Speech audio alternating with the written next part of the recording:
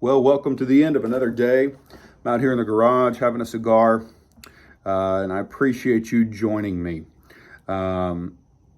If you have not subscribed to the channel yet, please do so. Please hit that like button. Add some comments down in the comment section of what you like, what you'd like to hear about. Those kinds of things really help me out to know what you are interested in, what inspires you, what challenges you, and what holds your interest. Want to start off tonight, just had a pretty funny story that happened with my sister and her husband, my brother-in-law, regarding some of the gardening issues they have come up against. And in Tennessee here, we've got some pretty lethal thorn bushes. I don't know if you're familiar with greenbrier, but it can be a pretty pesky nuisance if it gets out of some barriers. Some people put it up along their property lines. I let mine grow on some property lines to help add some of that privacy, keep some animals out that I don't necessarily want in, keep kids in and other animals in. But if it is not held in check, it really becomes a problem.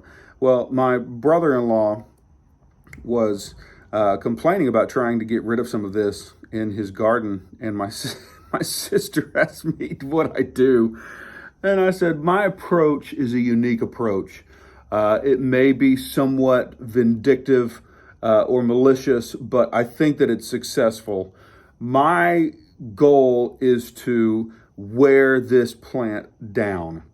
I don't know if plants have souls, but I try to completely extinguish the soul of this plant when trying to eradicate it. I've used some of the stuff before, the glyphosate or whatever it's called, the Roundup, and while that works on the leaves and can do a pretty good job, sometimes I feel like it's a little lacking. So what I like to do, and I know you didn't come here for gardening advice, but I like to, instead of doing a clean cut on the greenbrier thorn bush, if you can, obviously rip it up from the root, but if it's too out of control, excuse me, that becomes a little problematic. And so what I like to do, like I said, instead of doing a clean cut, because I think that just kind of encourages it to come back again, I like to shred the mess out of every extension on this plant. I like to mangle it. I like to fray the stems. I want it to look like it's been through a blender, and then I leave it there. I like to let it sit and think about what it's done, and then don't think about coming back. It tries to spend all of its energy healing these wounded limbs that are frayed and everything, and it is so defeated after I have had an encounter with it, it shrivels up and goes away. I don't know if an arborist would say that that would be how you deal with things, but that's how I deal with it. So that's your little piece of gardening advice for today. Transitioning to something that's a little more meaningful and relevant for today. Obviously, you see the hat, sporting the red, white, and blue. Have been spending some time looking over some of the writings of the founding fathers, and a few things stood out. Obviously, looking at the Declaration of Independence, tremendous document, very encouraging and inspiring, certainly specific for what they were dealing with at that time. But there are also some other things that I like, specifically from Thomas Paine. You may know him from Common Sense. I'll read you a bit of his Common Sense, but there's another piece here that I wanted to start off with from his document regarding the crisis of America.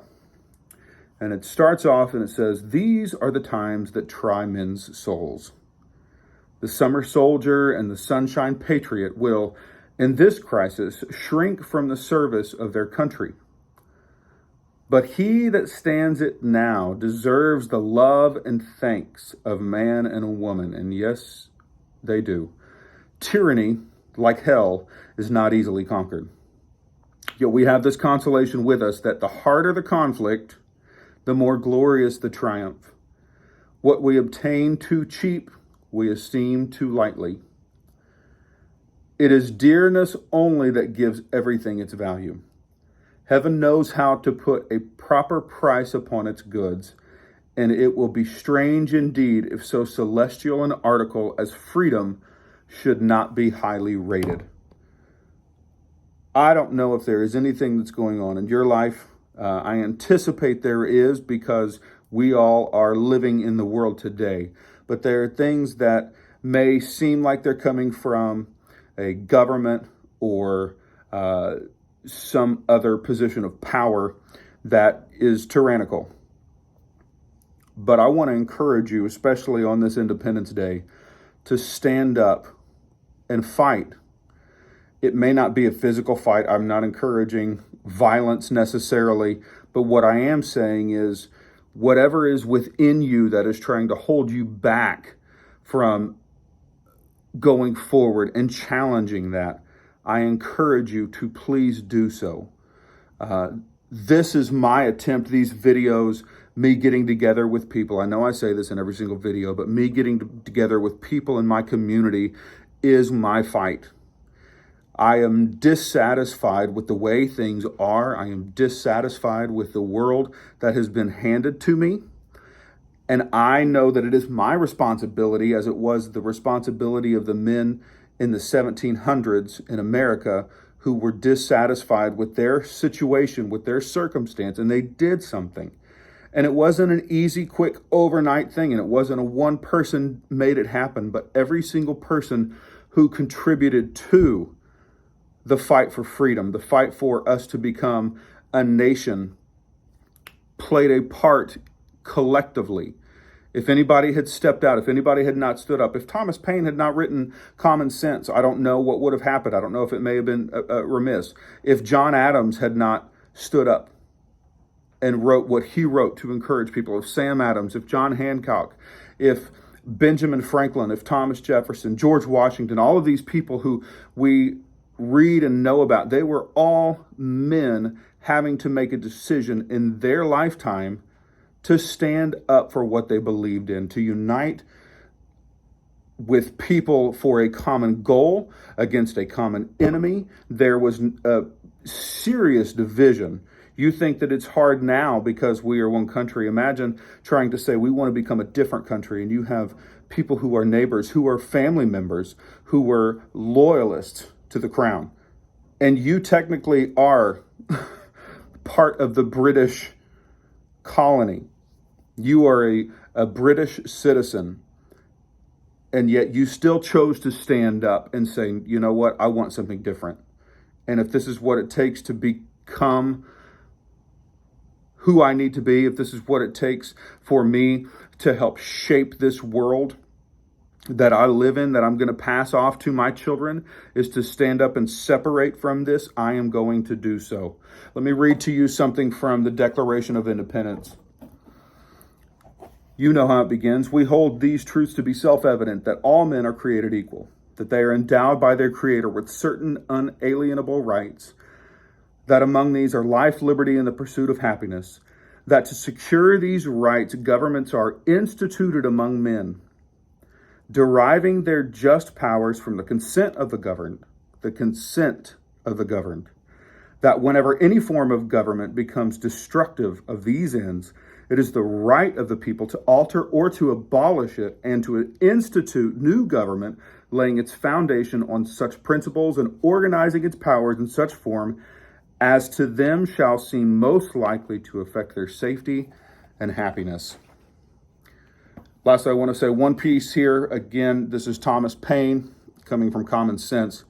He says, society in every state is a blessing. And when he says society, I'm going to also substitute that with community, because that's essentially what it is. Society in every state is a blessing. Community in every state is a blessing. But government, even in its best state, is but a necessary evil. In its worst state, an intolerable one.